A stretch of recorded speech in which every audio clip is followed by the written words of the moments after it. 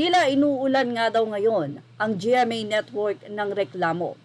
Matapos kasing mag-viral sa social media ang naging post ni Sandro Mulak na ngayon nga ay hinihiring na sa Senado ang kasong isinampa dito laban sa kanilang individual constructor na sila Jojo Nunes at Richard Cruz, kung saan ay nangyari nga daw ito after the gala night at doon na nga nangyari ang malagim na nasabing kwento ni Sandro sa kanyang kapatid na si Alfonso. Ito'y ayon sa kwento ng ama. Marami na nga ang ngayon ay nakikisimpatya kay Sandro at sana nga daw ang hustisya ang manaig. Ganun pa man, mukhang marami pang lalantad na reklamo hindi lamang sa GMA. Former member ng That's My Bay, nagreklamo na hindi pa daw na ibibigay ang TF sa kanya ng GMA. Ang That's My Bay ay nabuo sa noontime show ng Eat Bulaga kung saan nung time na yan ay nandoon pa ang Eat Bulaga sa GMA.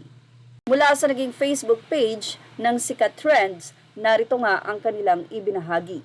Former member ng That's My Bay ng Eat Bulaga, nananawagan sa sino man na pwedeng makatulong upang masingil ang TF na hindi pa naibibigay sa kanya ng GMA Network Accounting Department. Narito nga ang buong update.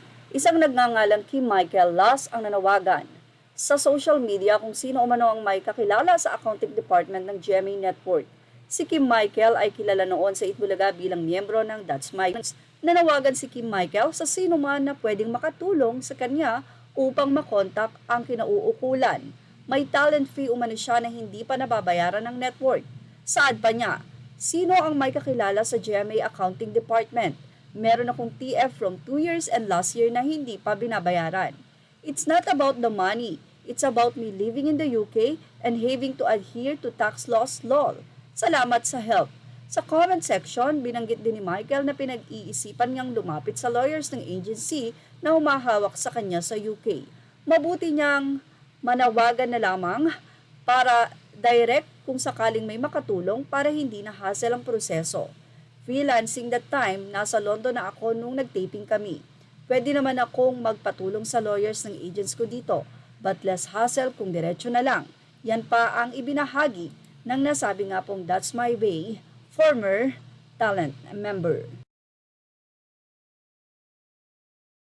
Nagkaroon naman ito ng iba't ibang reaksyon sa mga netizen. Say nila, meron pa ako TF dyan, KMJS segment, hindi ko rin nakuha. So isang netizen din ito.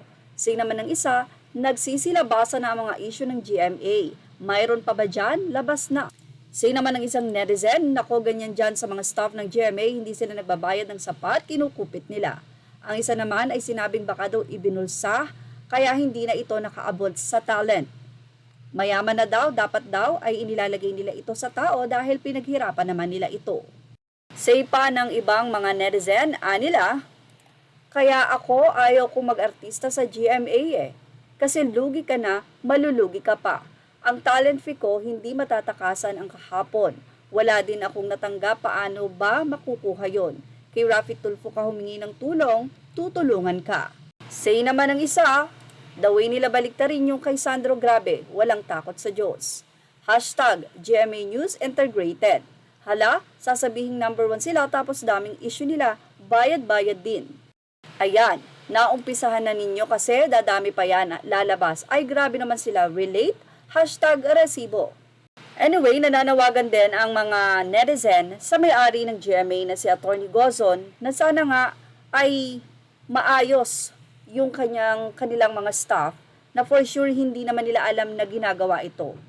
Kasi may kanya-kanyang department yan, like yung accounting department ang tinatawagan nitong talent na kung saan hindi pa nga naibibigay ang kanyang talent fee. Pero sana nga maayos ito ng GMA dahil baka nga marami pa ang lumabas. Yan ang ating Showbiz Now update. Images are all credit to the rightful owners. Thank you for watching Showbiz Now.